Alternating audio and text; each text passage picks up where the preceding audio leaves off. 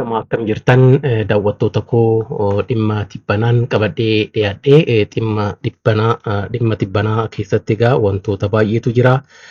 Ibsa mootummaa Itoophiyaa tibbanaa kennee weerara wayyaaneen raawwattee kan marsaa sadaffaa booda jechaadha. Yeroo jalqabaatiif tajaajilli kominikeeshinii mootummaa ibsa kenneera. Oromiin xaanaa kurnaffaan magaalaa Baardaaritti adeemsifameera. Akkasumas immoo guyyaan alaabaa 15ffaan kabajamee ture tibbanaa qormaata biyyaalessaa kutaa 12ffaa wajjinis wal qabatee xumura irratti wanti isinitti himuu jira. Hanga xumuraatti akka waliin turtaniif kabajaan isin gaafadha. Kan dursu egaa dhimma ibsa mootummaa Itoophiyaati. Mootummaan Itoophiyaa tibbana ibsa kenneera. Guyyoota 50 oliif waayyuu oduun dubbanne jechuun waa'ee waraana wayyaanee raawwattee irratti waan tokkollee hin himne xumura irratti garuu bu'aan yoo galmeeffamu tajaajilli kominikeeshinii mootummaa ibsa kenneera. Ibsa mootummaan kenne kanaanis wantoota baay'eedha kan ka'e egaa mootummaan federaalaa buufatawwan xiyyaaraa naannoo Tigraay keessatti argaman to'annoo isaa jala akka oolchu akkasumas dhaabbilee gurguddoo federaalaa akka to'atuu fi kan kunuunsuu fi hordofu ta'uusaa ibsa kanaan mul'iseera.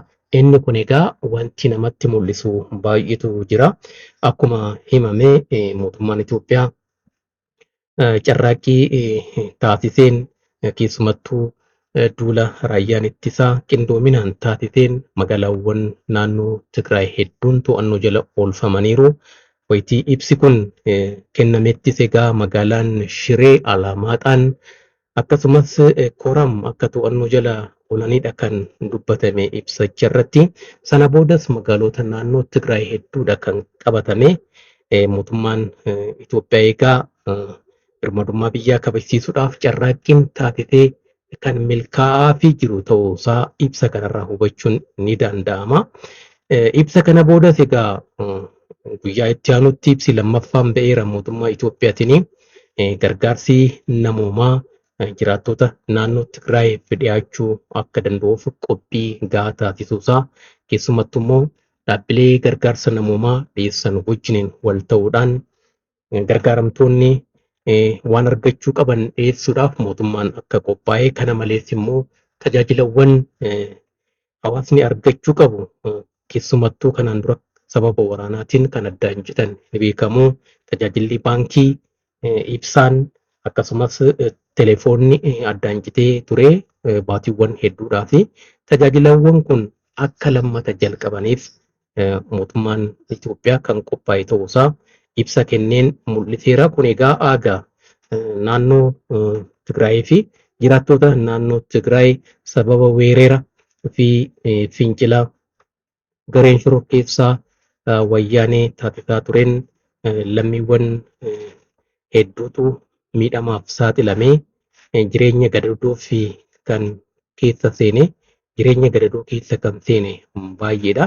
Egaa lammiiwwan kun dhawaataan rakkoo keessa turan keessaa bahuudhaan jireenya tasgabbaa'aa fi dhimmoota jireenyaaf barbaachisan wantoota adda addaa argachuu akka danda'aniif mootummaan qophaa'ummaa isaa mul'iseera. Egaa kun akka milkaa'uuf jiraattonni naannoo Tigraayis ta'ee kanneen dhalattoonni naannichaa deeggarsa barbaachisaa fi tumsa gochuutu isaanirraa eegama jechaadha. Egaa hojii guddaatu hojjetama jechaadha ammaan boodas kun waan milkaa'aa tokkodha.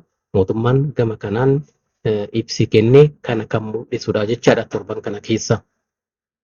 Kan biraa foorumii xaanaa kurnaffaadha. Foorumiin xaanaa kurnaffaan egaa torbanuma kana keessa magaalaa Baardaaritti kan adeemsifame waltajjii kanarratti hooggantoonni biyyaalee ollaa adda addaa argamaniiru. Muummichi ministeeraa Somaaliyaa dhiyeenya filataman argamaniiru. Akkasumas Ugaandaarraas itti aantuun pirezidaantii Ugaandaa kan Yoweri Museveni argamaniiru.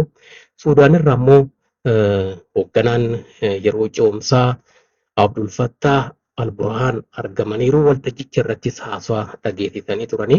Egaa biyyaaleen kun walitti dhufeenya Itoophiyaa wajjiniin qaban daran cimsuudhaan kan itti fufan ta'uun isaaniiti.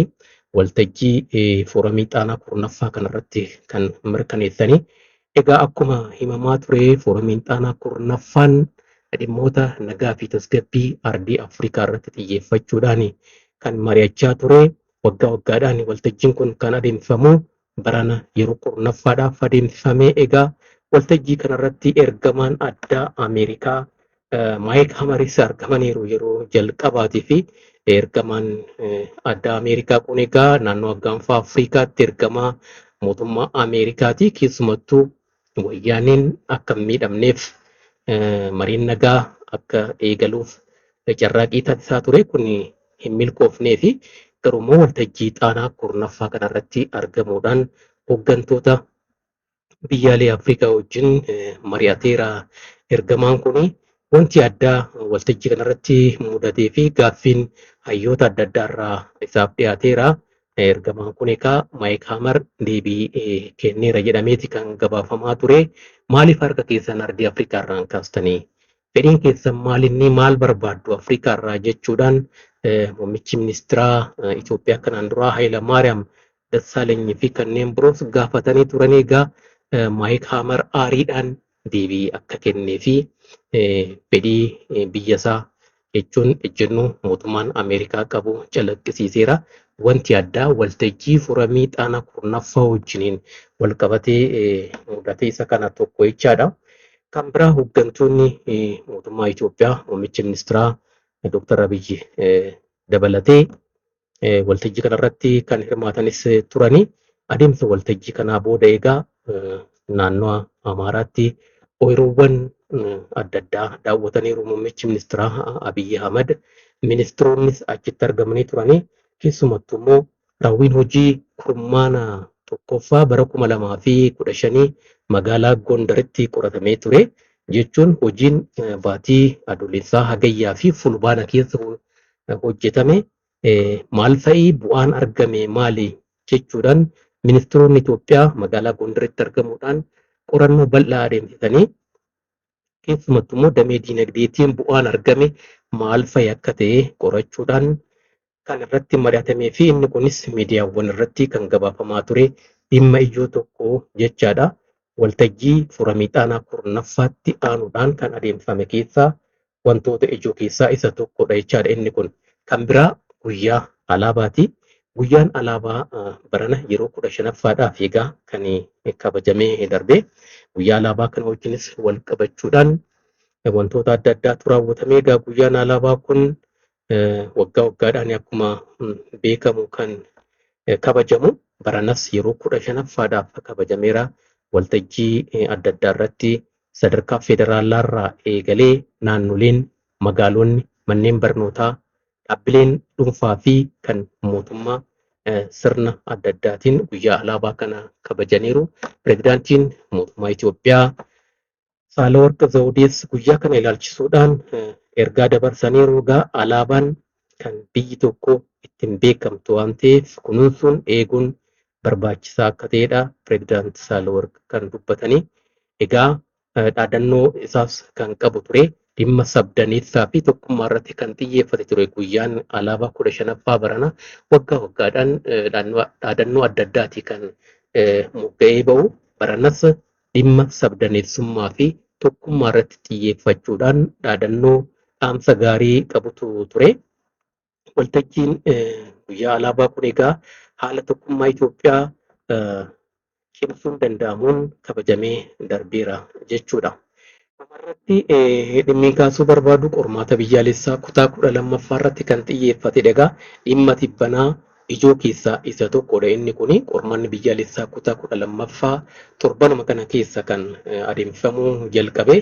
Inumaatu kan kutaa jalqabaa jechuun saayinsii hawaasummaatiin kanneen qoratamaa turan qormaata isaanii torban har'aa roobii ture kan xumuranii kibxata kaleessaa irraa eegalee immoo qormaatamtoonni qormaata kutaa 12ffaa biyyaalessaa kan damee saayinsii uumamaa qormaata isaanii fudhachaa jiru. Egaa qormaata biyyaalessaa baranaa kana wanti adda taasisu dhaabbilee barnootaa olaanaa adda addaa keessatti keessumattuu yuunivarsiitiiwwan mootummaa keessatti kan kenname.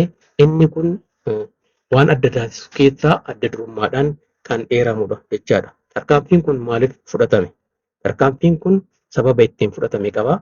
Egaa kanaan dura waggaa waggaadhaan qormaanni yeroo kennamutti barattoonni walirraa waraabuudhaan gocha hannaa raawwachuudhaan burjaaji'umsi adda addaa raawwatamaa ture.